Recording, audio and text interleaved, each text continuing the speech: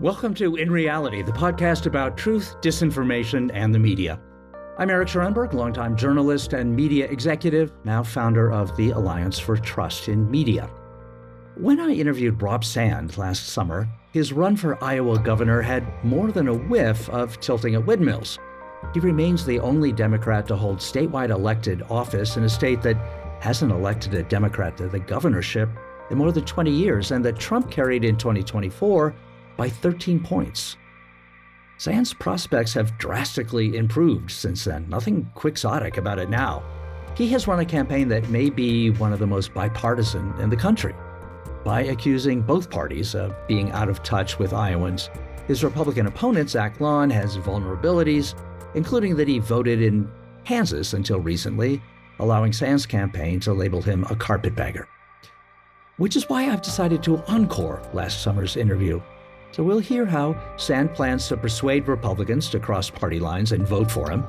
We'll hear what personal qualities he thinks can bridge political divides and how, in his own life, he manages to avoid being trapped in the filter bubbles that make America's media ecosystem so toxic to civil discourse.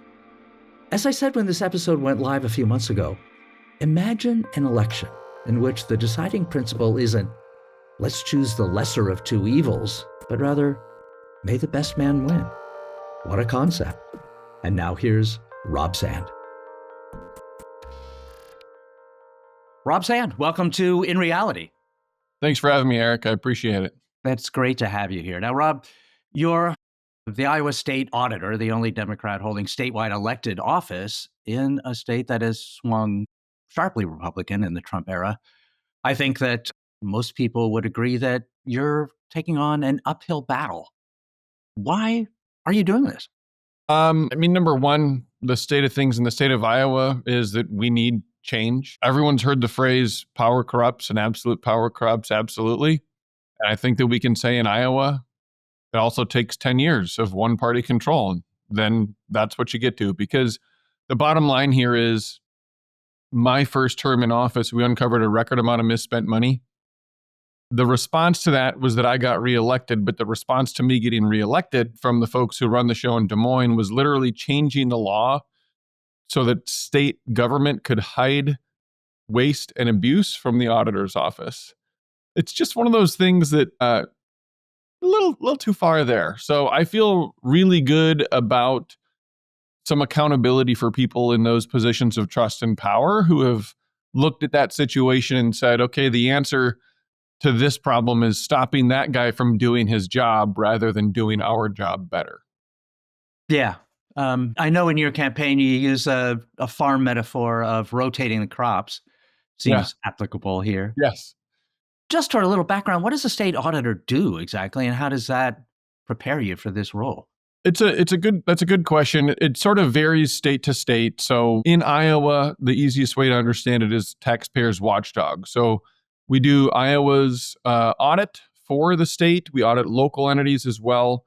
We do public corruption investigations, which is how I got to know the office well. I had, before running, been the chief public corruption prosecutor for the state of Iowa.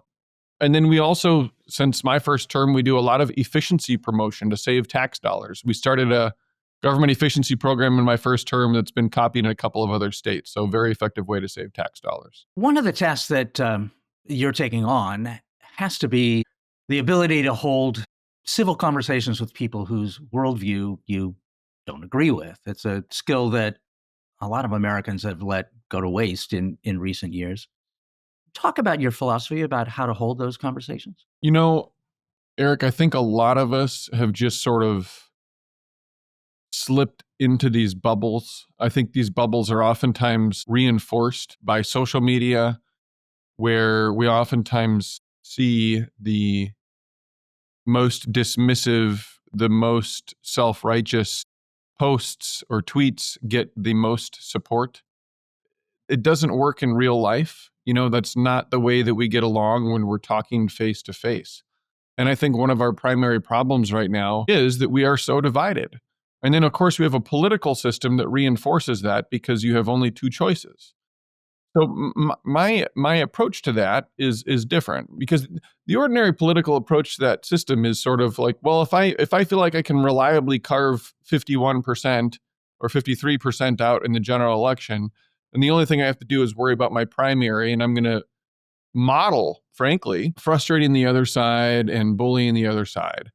I don't want to do that. I don't think that works. I don't think it's good for us. It might work for a political candidate politically, but I think we need public servants, not politicians. And what's going to work for us public, for all of us together, is to actually figure out how to get along. And so that's always been important to me. My senior leadership team in the auditor's office has always been Democrat, Independent, Republican. It's always included people who have made campaign contributions to my opponent from 2018.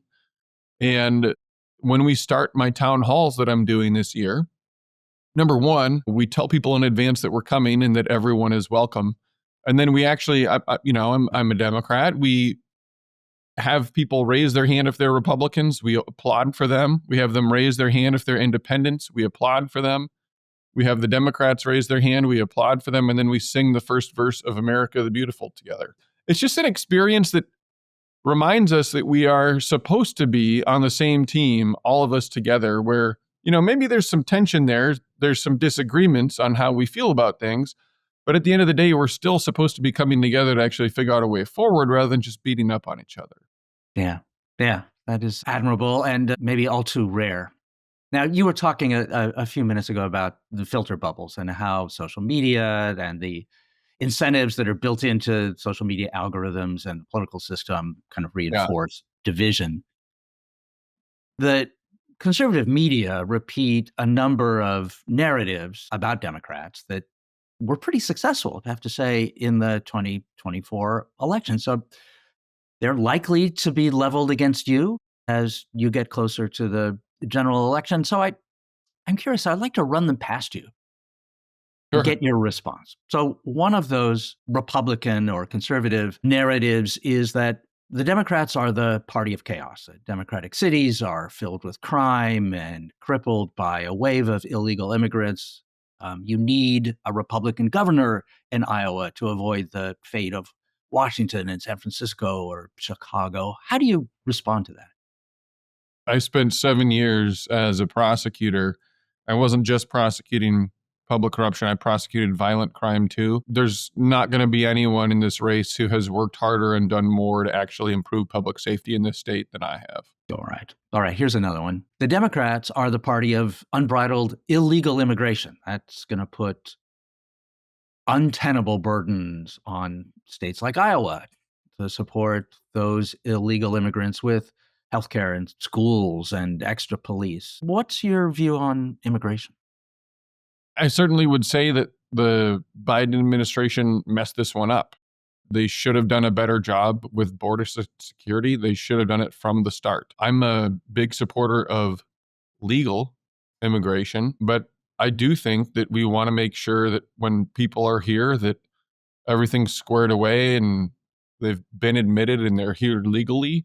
That's not only how we make sure we know that the folks who are coming in are folks where we don't have concerns about violent criminal records, but it also means that if they're here, they also have those legal protections that they need so that they're not exploited by their employers or their landlords or anyone else. Another one.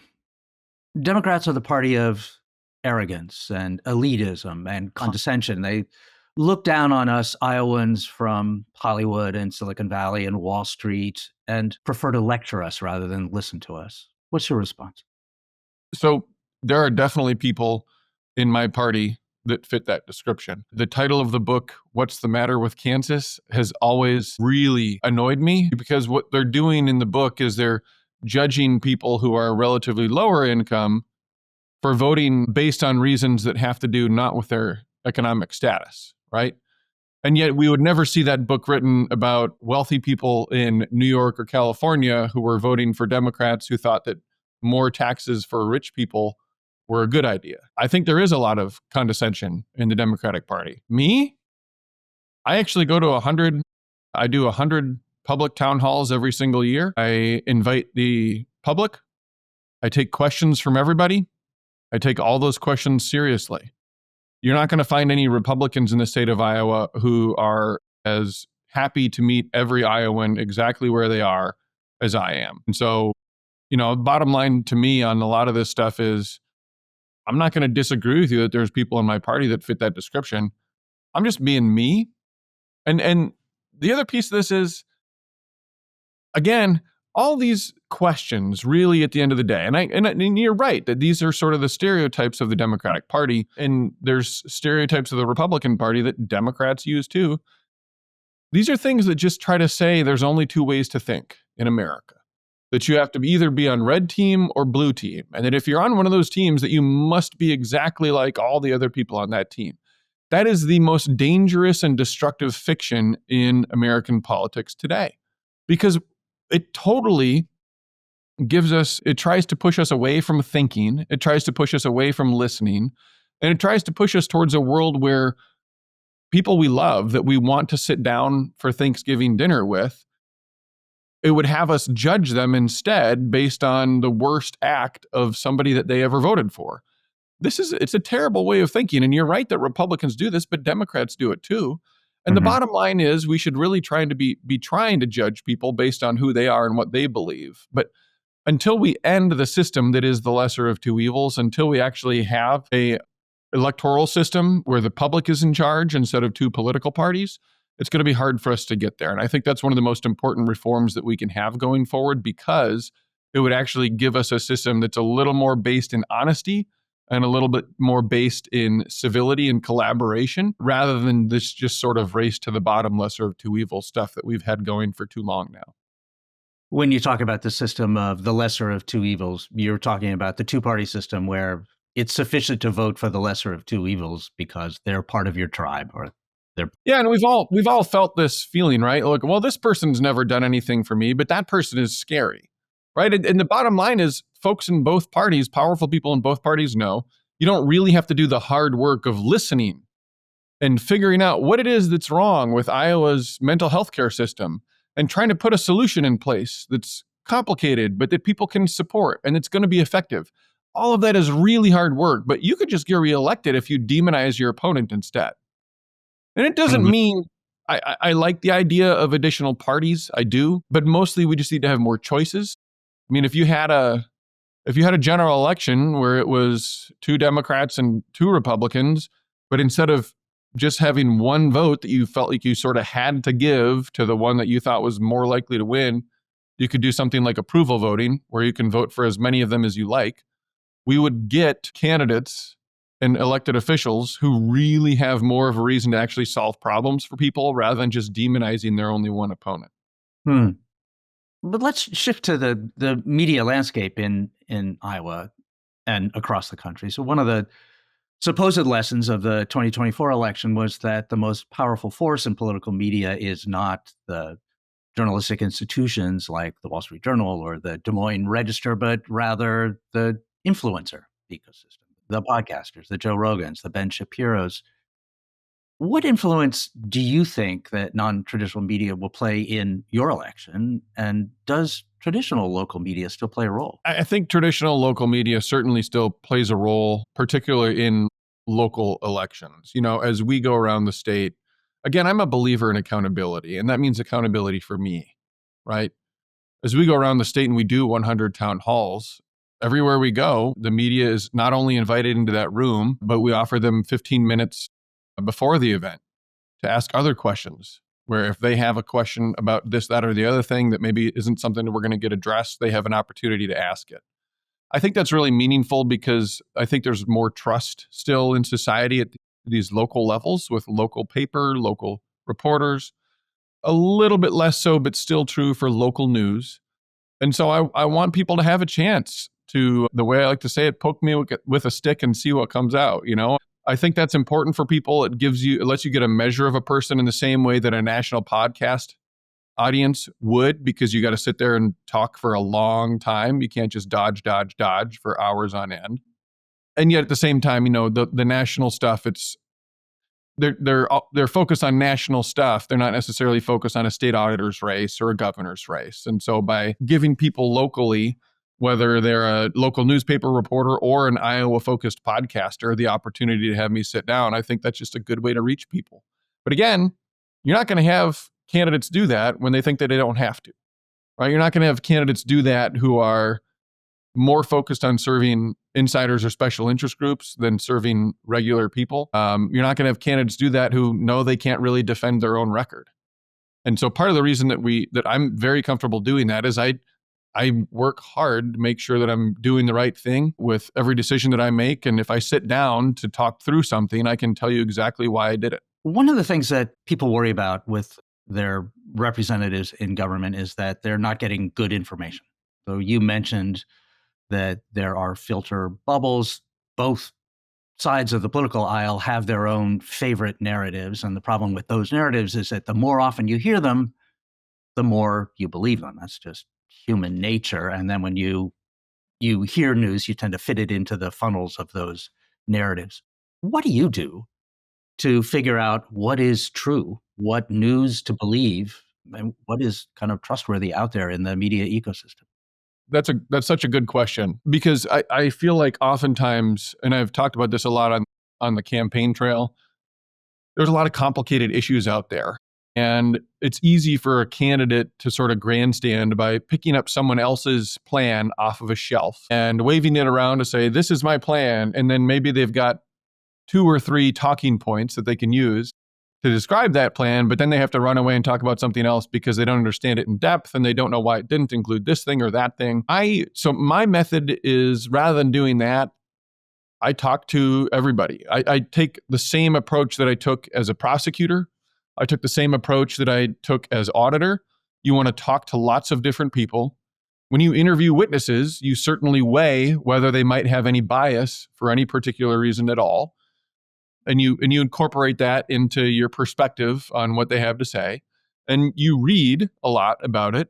And at the end of all of that, for me, I think I can get myself to a place where not only do I have a good plan on, for example, water quality, where we've got some very serious water quality issues in the state of Iowa, but my plan is going to be something that I believe is going to be, number one, effective.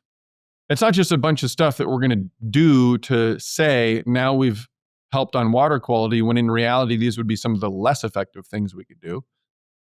So it'd be effective. Number 2, it'd be achievable, right? It's not something that, well, sure, that would have a huge impact on water quality, but it will never happen. It is totally unworkable, right? I want it to be effective. I want it to be achievable. But the other piece of this is, Eric, I want to be persuasive for people. I want people to understand, if I sit down and talk about this plan, that I can bring them along to the point where I am with it, with my plan, because I can answer questions about it in great depth to the point where folks say, wow, okay, Sand has done his homework on this. That's a pretty realistic plan, and it's a really good opportunity to make a positive difference. Because I think we've forgotten about the idea of persuasion. I think we've relied too much in our politics on just beating each other over the head. But what I have found repeatedly in my life is, when we actually bother to treat other people like intelligent human beings who actually are willing to put thought into things and try to persuade them that something we believe is correct, that they might also believe it's correct, it's actually pretty effective, because these days it feels like we're all just accustomed to being treated like we are idiots and being yelled at about something instead. For the final question, I'd like to pivot from persuasion to an adjacent quality, trust, and ask you kind of a philosophical question about it. So much of what people believe in their news feed and in their politicians derives around their personal identity, their tribal identity as a Republican or a Democrat. And these identities come with a kind of prescribed set of beliefs that you're expected to hold. Mm-hmm. But what you're talking about in terms of persuasion and being judged on your own merits and not as a member of a particular tribe, you're alluding, I think, to a higher level of trust, one that is higher than just saying, hey, I'm one of you. Look at the signals that I'm sending off. Stepping back philosophically, what are the elements of trust? That's a good question. Number one, transparency, right? You should be willing to answer any question. And just by opening yourself up, whether or not a question gets asked, people, I think, are inherently more willing to trust someone who sits down and says, hit me with your best shot, right? I am here talking to you. I don't know what you're going to ask me about. You might be someone that I inherently disagree with most of the time, right? I went and did a public town hall with a very conservative group in Northwest Iowa. Why did I do that? Again, because I've worked really hard to try to do the right thing. And I think that my values are the values that most Iowans share. And so when they have an opportunity to talk to me about it, I think that they'll come around to say, okay, Stan's doing what he thinks he should be doing. And I appreciate that.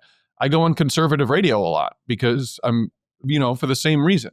And I think that openness is an important element of trust, because if someone hides and isn't willing to answer questions, it only breeds suspicion. So transparency, I would say, is one piece of it. And this might sound like transparency, but it's a little bit different.